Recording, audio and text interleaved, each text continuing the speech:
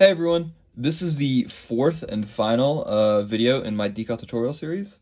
If you haven't watched any of the previous ones, I will link them down in the description below, or you can check out the decal tutorial playlist that is going to be on my channel page. So in the first video, I covered the supplies you need. In the second video, I covered the process of cutting out the decals and cloth pieces. In the third video, I covered the process of applying the decals. And in this video, I'm going to show you how to spray the sealant on your figures and how to fold the cloth pieces properly to put on the finishing touches.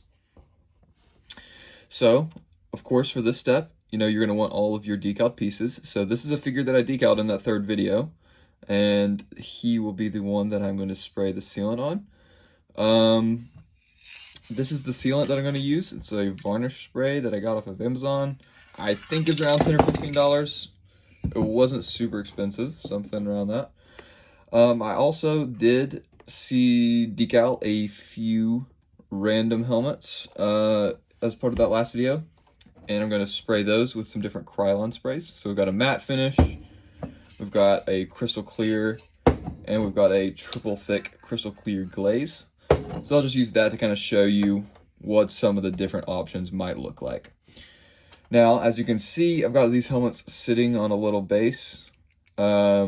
It just helps prevent the decal from getting damaged when you spray it, because you want a little bit of a base to hold on to as you spray the sealant onto the pieces, because the sealant will make the decals very pliable, and if you rub it with your finger, they'll come off and smear and stuff like that. Now, when you're sealing an entire figure, you're probably going to want to build a little thing like this. So you're going to want to build it with some random pieces that you don't really care about, because they are going to get covered in sealant. But I found these pieces in a random bin laying around, and I threw this together real quick.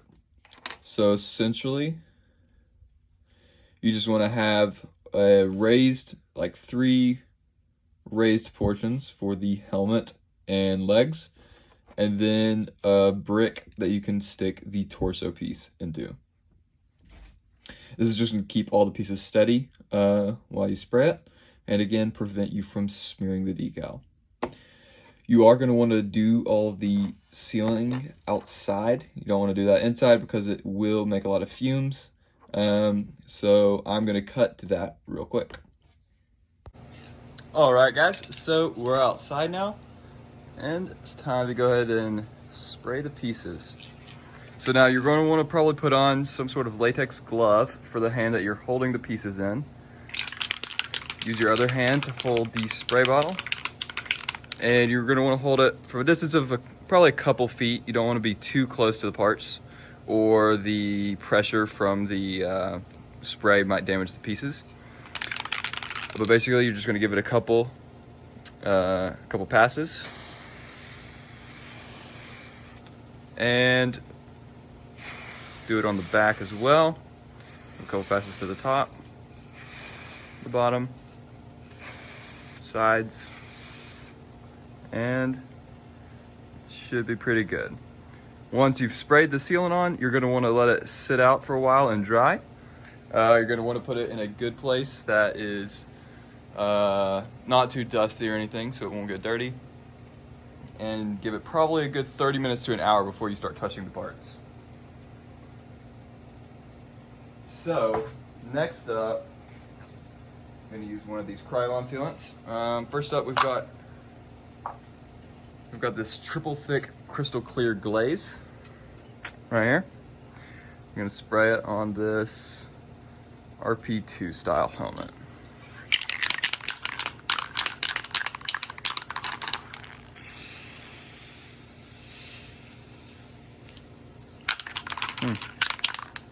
I must have ran out. I think I got enough of the spray on there though. Enough to at least see what the finish kind of looks like for that sealant.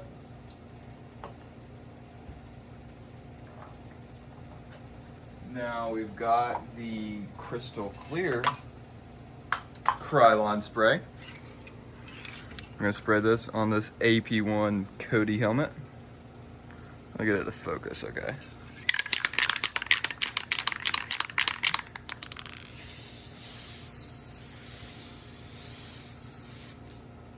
Alright, that should be pretty good. And finally, we have a matte finish Krylon sealant. We're going to spray this on the RP1 Cody helmet.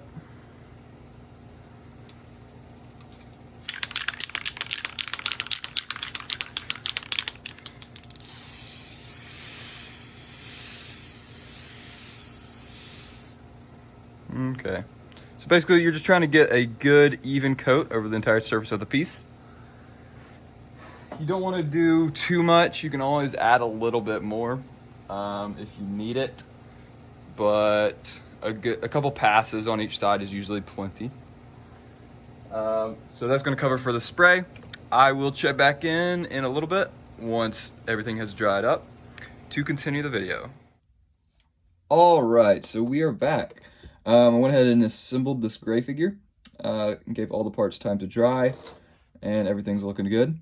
Now on this figure, I did not carve out the hips. Normally you do want to carve the hips, otherwise the decal is going to scrape if you move the leg up and down. I'm just going to not move the leg. I just kind of used this guy as a test. But again, this one used this varnish spray. And I used a few other sprays for these helmets. So this one was that triple thick clear glaze from Krylon. I really don't like the look of it. It's kind of a weird texture. I don't know if you can see that very well. Doesn't look that great in my opinion. It's a really thick spray. Now this one just used the crystal glaze, which is just more of like a glossy spray. It's not nearly as thick, and honestly it looks pretty good. It's probably my favorite option if you're going to go with Krylon. It has a pretty smooth finish and a nice little shine to it. Finally, I used a matte spray on this RP1 Cody. It looks pretty good. I don't think I like matte quite as much as the glossy though, just because it's a little bit dull compared to like an official Lego print. You know, they use pad printing to go directly onto their parts, and it leaves it with a nice shiny finish. So a glossy spray matches that a little bit better in my opinion. So for the final part of the video, I'm going to show you how to put a cloth piece on. So obviously not all characters are going to need a cloth, but there are a bunch of characters that do use some sort of a cloth piece. Gray uses this pauldron. And if you just cut it out and stick it on the figure, you know, it's gonna be kind of flat. You can kind of push it down, but it's not going to look that great.